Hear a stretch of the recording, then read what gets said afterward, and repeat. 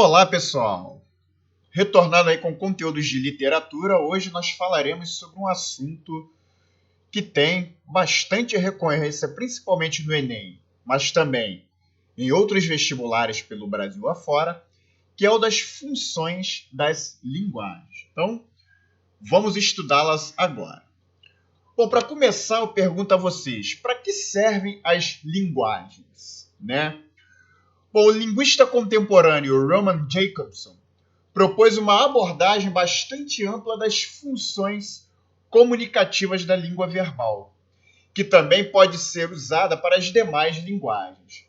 Na década de 1950, após ter conhecido os trabalhos de Charles Peirce, Jacobson percebeu a necessidade de uma semiótica. O que vier a ser semiótica? Semiótica é ciência que busca estabelecer uma teoria geral dos signos, né?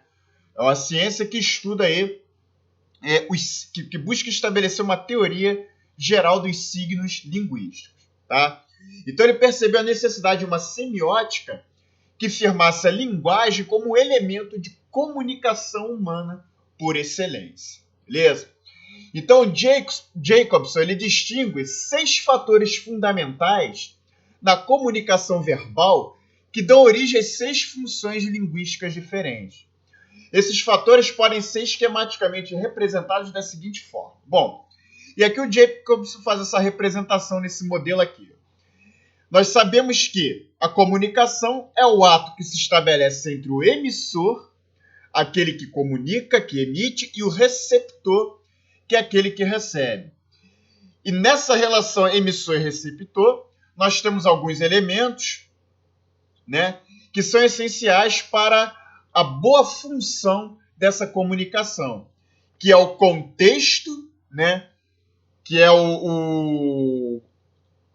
onde ocorre a comunicação, que é a mensagem, o conteúdo, né, que o emissor emite para o receptor, o contato, que é o meio pelo qual o emissor e o receptor estabelecem a comunicação, e o código, que é o conjunto de signos, né, que o emissor utiliza para se comunicar com o receptor, beleza?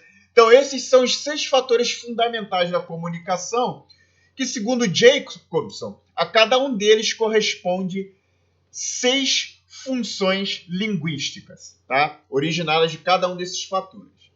Então, as funções das linguagens são a expressiva, tá? Que é centrada aqui no emissor, a referencial, né? Que se refere, né, ao contexto da comunicação, a poética, função poética, que se alicerça na questão da mensagem, a função fática, né, que se alicerça na questão do contato, na comunicação, a função metalinguística, que se alicerça na questão do código, e a função conativa, que centra no receptor, beleza? Então vamos entender cada uma dessas funções, tá? Vejamos detalhadamente do que se trata cada uma dessas funções. Bom, vamos começar aqui com a função referencial, né? A função referencial ela é orientada para o contexto da comunicação, isto é, refere-se ao que está ao nosso redor no ato da comunicação, né? Como nas afirmações, hoje faz frio, isto é uma entrevista, este sapato está apertado.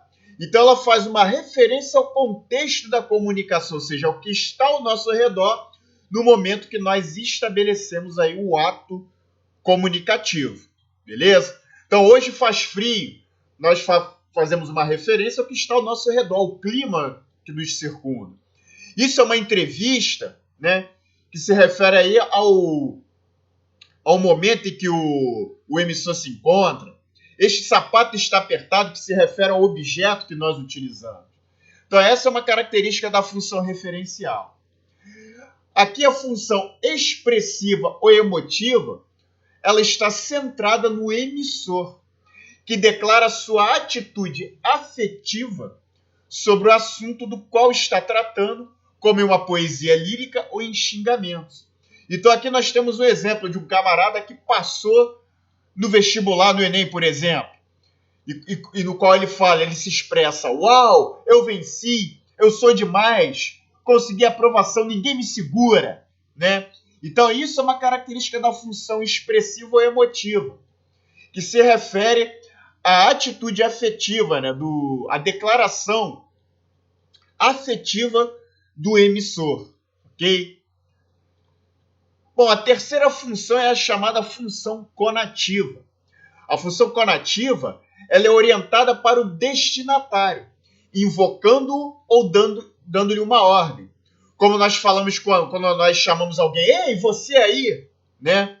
Então, o objetivo da função conativa, ela é orientada para o destinatário, né? Invocando ou dando uma ordem ao destinatário, fazendo, né? Com o objetivo de fazer o destinatário a executar determinada ação. Ok? Bom, a função fática. A função fática, ela tem por objetivo estabelecer, manter ou interromper a comunicação. Quando no início da frase, por exemplo, nós falamos: bem, eu acho que poderia ser assim. Pois é, eu falei para ele que devia ser assim. Ou então quando falamos: escuta, você viu aquele jogo de ontem e tal? Então, esses recursos aí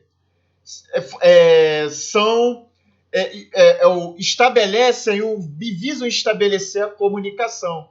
Então, a função fática, ela se refere ao contato, ou seja, o contato que se estabelece entre o emissor e o receptor para o início do ato comunicativo. Ok? Bom, a quinta função é a função metalinguística, né? A função metalinguística, ela se refere ao código, né? Então, a função metalinguística, ela se refere à mensagem que discute o uso do código, do próprio código, esclarecendo, como quando perguntamos, por exemplo, o significado de uma palavra. Também pode ser o caso de uma linguagem comentar outra linguagem, como, por exemplo, a leitura de uma obra de arte, né? Quando nós escrevemos uma resenha, por exemplo, um texto, falamos sobre as características de uma obra de arte. Isso caracteriza a função metalinguística, que é quando a linguagem discute o próprio código ou comenta o código de uma outra linguagem, ok? E por fim nós temos a função poética. A função poética é aquela que se refere à mensagem, que visa a mensagem em si, colocando em evidência a própria forma dessa mensagem. A mensagem poética ou estética é sempre estruturada de maneira ambígua em relação ao código que lhe é subjacente, como trata com maior profundidade a unidade sobre estética dessa obra. Então a função poética, ela se refere geralmente à forma da mensagem. Então ela caracteriza, por exemplo, as letras de músicas, obras literárias, ok? Obras de arte, ok? Então a característica da função poética é analisar, é evidenciar a forma da mensagem, ok? Bom, e aí, gente, cabe a gente destacar que, na verdade, essas funções elas não se apresentam separadamente em cada mensagem, mas elas podem se combinar entre si. A diversidade das mensagens depende da hierarquização das várias funções, com predominância de uma sobre as outras. Então, considerando a linguagem do ponto de vista funcional, o Jacobson ele dá conta não só dos aspectos cognitivos da língua, mas também de aspectos afetivos que fazem parte de quase toda a situação comunicacional. Ok? Então, essas aí são as principais características das funções das linguagens. Bom, e aí ampliando essas funções para outras linguagens, nós podemos dizer, por exemplo, que a linguagem da moda, tanto a linguagem da moda quanto as obras de arte expressionistas, fazem uso da função expressiva, ou seja, elas fazem referência, são centradas no emissor. Então, na linguagem da moda, por exemplo, o emissor aqui, ele mostra aí, né, como eu direi, os trajes, né, ele busca mostrar os trajes, né, busca apresentar aí a expectativa em relação ao uso de determinadas roupas, de determinados trajes, né. E nas obras expressionistas, as obras de arte expressionista, elas se caracterizam pela valorização das emoções, das expressões, né? Como nós podemos perceber aqui nesse quadro aqui, muito famoso do Edvard Munch, O Grito, no qual o emissor aqui, né, ele busca representar o grito de uma pessoa, né? Ele busca evidenciar essa emotividade aqui, que ele busca expressar através aqui da obra de arte, o grito, né, através de imagens, ok?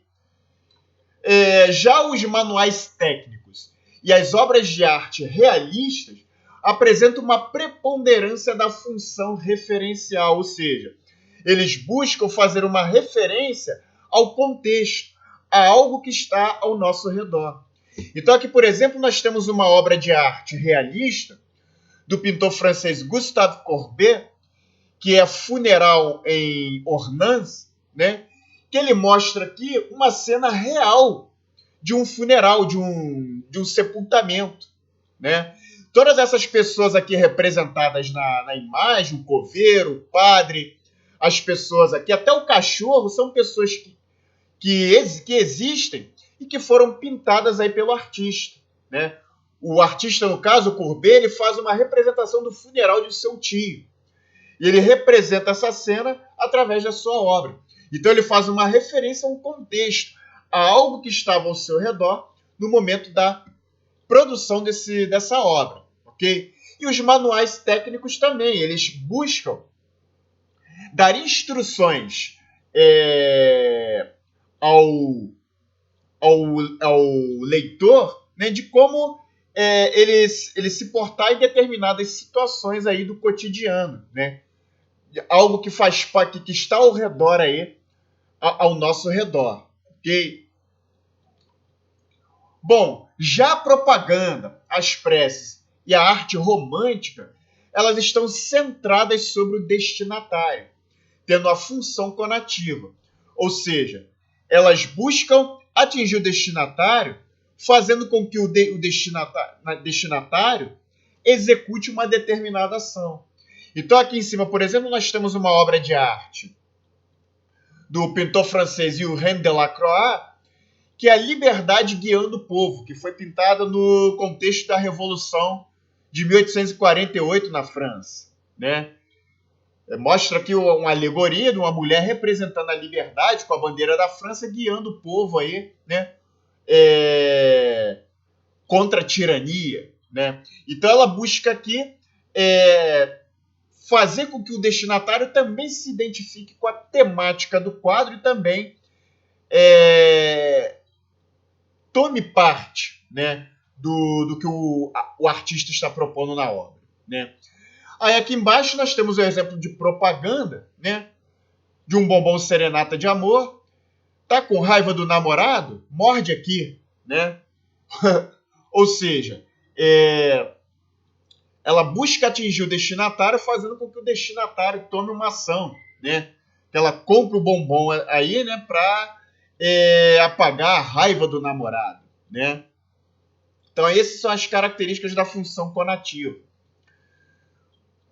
Já a introdução de qualquer peça musical ou apagar das luzes em uma encenação teatral tem o objetivo de testar ou estabelecer o contato com o destinatário, tendo, portanto, função fática. Então, nós vimos que a função fática ela tem referência no contato que é estabelecido entre o emissor e o receptor. Então, quando vamos assistir uma peça de teatro, né? Vamos assistir a uma sessão de cinema, ou apresentação musical, né? E de repente apagam-se as luzes, isso significa que a peça vai começar. Então a maneira aí do emissor estabelecer o contato aí com o receptor para dizer a ele que a peça aí, né, vai a sessão, o filme, ou a peça de teatro, ou a sessão musical vai começar, beleza? E aqui nós temos o exemplo, uma tirinha que mostra, né, isso aí de uma maneira dentro de uma história em quadrinhos, no qual ele fala: Oi, eu, Calvin, né? Ele busca estabelecer um contato com o receptor. Ele é o emissor e busca estabelecer um contato com o receptor utilizando esses recursos da função fática para estabelecer o contato. Oi, eu, Calvin, como vai? Uhul, belo dia lá fora, não? Ouça, eu suponho que você deve estar pensando porque eu liguei, entendeu? Então esses aí são exemplos aí da função fática. Bom, quando fazemos uma paródia ou adaptamos um texto para teatro ou cinema, estamos usando a função metalinguística. Nós vimos que a função metalinguística é quando a linguagem discute o seu próprio código ou comenta o código de uma outra linguagem, né? Faz referência ao código de uma outra linguagem. Então, por exemplo, quando vemos um filme que é a adaptação de uma obra literária, nós temos aí uma função metalinguística. Quando vemos uma peça de teatro adaptada aí de uma obra literária, nós temos uma função metalinguística, né? E aqui no exemplo, nós temos aqui o quadro do pintor René Magritte, que é um autorretrato que mostra pintando, né? Então, aqui nesse caso, a linguagem artística ela faz uma referência ao próprio ato de pintar. Então, aqui também nós temos aí uma função metalinguística, beleza? Bom, e a função poética necessariamente está presente em todas as obras de arte e obras literárias, como aqui nesse poema de Luís de Camões, né, um soneto do Camões, né? Nós vimos que a função poética ela tem como referência a forma como a mensagem é produzida. E que a mensagem, nesse caso, ela tem um sentido ambíguo, ou seja, ela tem aí o sentido figurado, né? Então, quando o autor aqui nos diz: transforma-se o amador na coisa amada, por virtude do muito imaginar, não tenho logo mais que desejar, pois em mim tenho a parte desejada. Se nela está minha alma transformada, que mais desejo o corpo de alcançar? Em si somente pode descansar, pois consigo tal alma está aliada. Mas esta linda e pura semideia, que, como um acidente em seu sujeito, assim com a alma minha se conforma. Está no pensamento como ideia, e o vive por amor de que sou feito, como a matéria simples busca a forma. Beleza?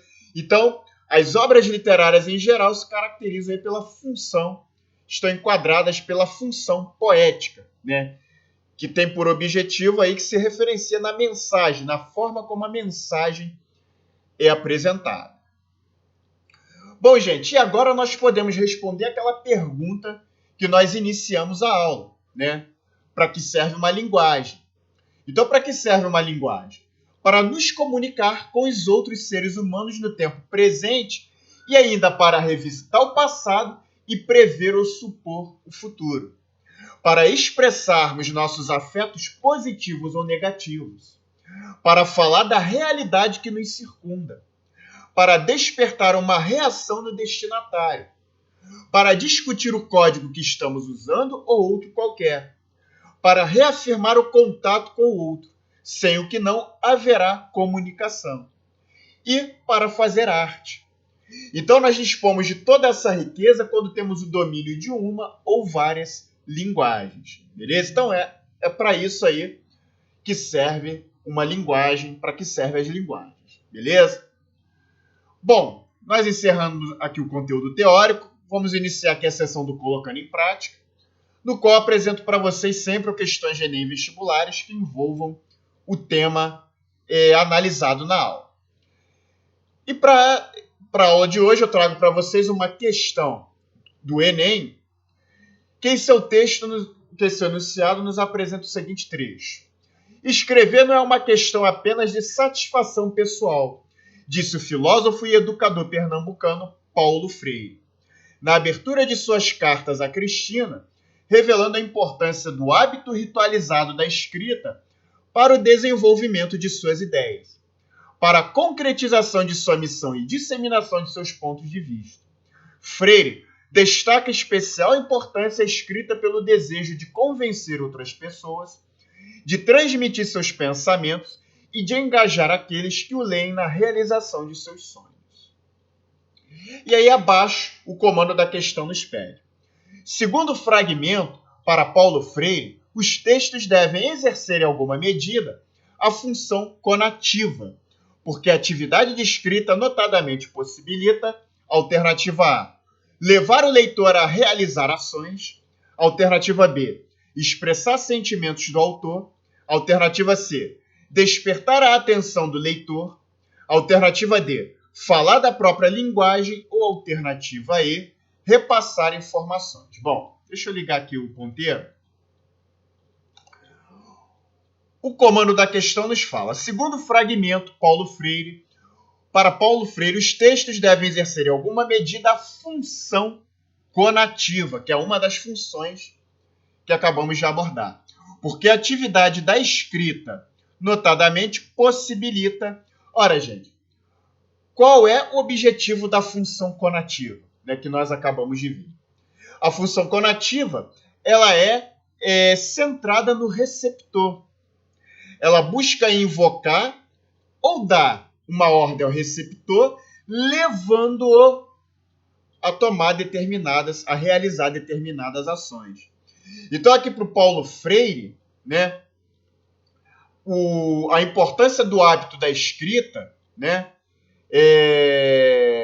no caso, tem por objetivo levar, né, ao convencimento, né, ao convencimento das pessoas que leem, né, convencer outras pessoas, de transmitir seus pensamentos e de engajar aqueles que o leem na realização de seus sonhos. Então, nesse caso, o hábito da escrita, ele tem a função conativa, exerce em alguma medida a função conativa porque busca levar o leitor a realizar determinadas ações. Então, a partir dessa análise, a alternativa correta é levar o leitor a realizar ações. Beleza? Então, alternativa A é a alternativa aí correta. Beleza? Bom, e aqui eu vos trago o gabarito da questão, o comentário. Como sempre, eu disponibilizo o PDF dessa aula no link aqui na descrição do vídeo, aqui abaixo do vídeo, ok? Para quem quiser se interessar em baixar. E assim nós encerramos esse conteúdo da aula de hoje, beleza? Bom, gente, mais uma vez eu venho encarecidamente pedir a vocês que dê um like no vídeo, se inscreva no nosso canal, porque isso ajuda bastante aí o nosso canal a crescer, beleza? Ajude aí o Prof. Enem a dar aquele ar, ok? Então, um forte abraço e vejo vocês aí em próximo vídeo.